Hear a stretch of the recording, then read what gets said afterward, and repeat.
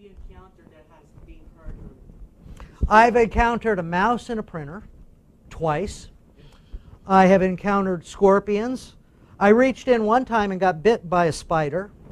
I was working at a Harley dealership where we had computers in the service department. And one cold winter morning, the mechanic went to turn on the tech computer, and he said smoke came out of it, and it crackled, and it sizzled, and the screen died. I opened it up, and there was a snake coiled around the power fan.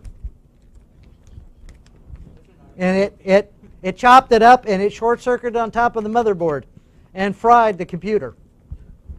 Well, we figured what happened was the shop is always open. You've got the doors open. The snake came in to get out of the cold. And what is a computer at night? It's a nice, warm nest. Got into the computer. My worst case scenario,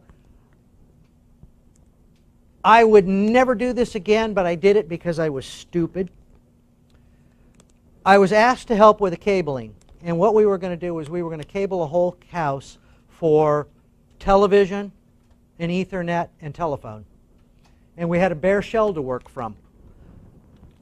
Roof was up and the tar paper was down, but we needed to get in there before they finished all the drywall and electrical and run all the boxes and all the cabling. And I went up into the attic to bring in the incoming line for the DirecTV internet connection because they were going to have satellite internet. And I put my face in a wasp nest.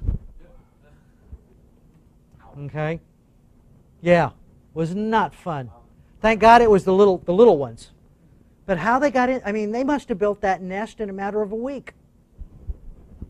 Have you carry the anti-static bags, the ones that you can put parts in? Yes, I do. Yes, I do. I carry those. I also carry a anti-static wand. Okay. Reason I carry an anti-static wand, I was in a situation where we had a wall bank that was hot, and I knew I had a leaking electrical connection somewhere on the wall bank, because every time you touch the metal framework you could feel that tingle. And I used the anti-static wand to, basically what it does is it picks up electricity and it lights up, and the stronger the light, the stronger the electrical source, or static discharge. And basically when I finally figured out where I had that strongest light, I was able to say, okay guys, let's turn the power off and find out what's going on behind the wall in the electrical. Okay, so really what it does is it picks up static and or electrical discharge of any type. But it's a wand that I ordered off of Amazon.com a long time ago. How do you determine a fried board? Computer was brought to me, you press the power button blinks 3 or 4 times, and nothing happens. Nothing kicks on the monitor. You don't even get BIOS. Occasionally it would post. They would rather sell you a $30 power supply than what it costs to take and solder in and out a capacitor at the risk, insurance-wise and workman's comp-wise, of my getting electrocuted. Bottom line is it's cheaper to replace a power supply in today's market than to try and diagnose and replace that part. It's a cost factor, and it's a time factor. Your average cost of a repair to replace a power supply, for me, parts and labor, is anywhere between $50 and $80, based on wattage of the power supply. I mean, I can sell you a power supply today for $24.99 at 200 watts. Okay? My labor is $30. Okay? You, what? An hour or just a flat charge. Takes me about 15 minutes to do a power supply. Okay? This is one area, pardon my French, I do not like to burn a customer. I know my boss will say, why aren't you charging $40? That's our normal 1-hour charge. I said, doesn't take me 1 hour. It takes me a half an hour or less. I give them a half an hour rate. How many of these am I doing since I came here? And how many were you doing before I came here? And he got the point. I'm selling power supplies where he hadn't sold a power supply in a year and a half, and I sold 4 in 1 month. Because You tell the customer it's going to cost them $100, they'll look over there and they'll say, forget it, and I'll buy a new computer. You tell them it's going to be $50 or $80, depending on the computer, they're going to say, hey, that's not a bad price. So there's a price point that you as a tech have to have in the back of your head that a client sees as, do I repair or do I replace? Now, I did this for 12 years in the auto industry, working as both a mechanic and as a service writer and service manager.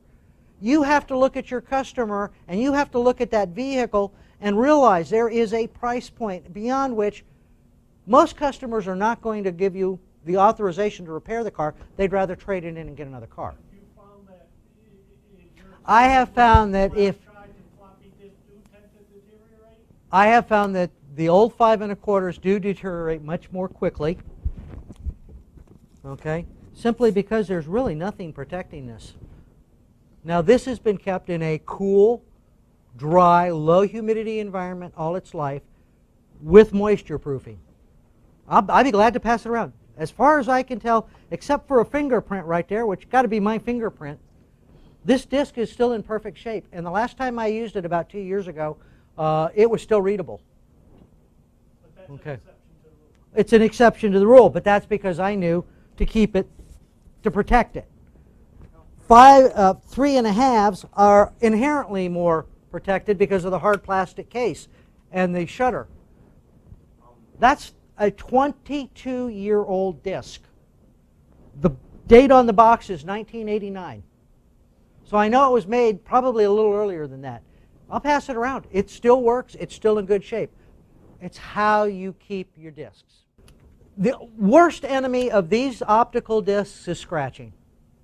These are indestructible, unless you do like I did one day, and I threw it on the seat that at the desk I was working under, and I got out of the seat and sat down and sat on it and split it in half, crushed it.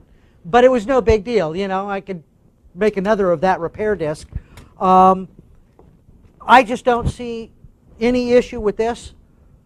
I have had multiple complaints of erased flash drives. Don't put it anywhere near a magnet. You will erase it in less than a second around any kind of magnet. Well, I did the same thing to this one. And to give you an example of technology, this is the original first SanDisk Cruiser. They were 2 50 megabyte, 500 megabyte, 1 gigabyte. Anyone want to guess what I paid for a 1 gigabyte stick when they first came out? This one was $59.99. They were about 60 bucks. And I can sell you today an 8 gig stick for $6. But I made the mistake. I was working out in the shop, and I had kind of mixed job. I was working.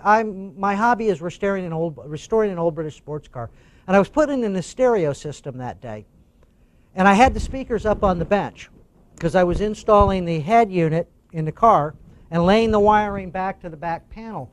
When I got a call from a customer, could he bring his computer by for me to check it out? And I said sure, and without thinking I set this up on the desk next to the speaker and erased it because I couldn't find it. When I turned the speaker over, there it's set. So those, I believe, are inherently more dangerous than an optical disc.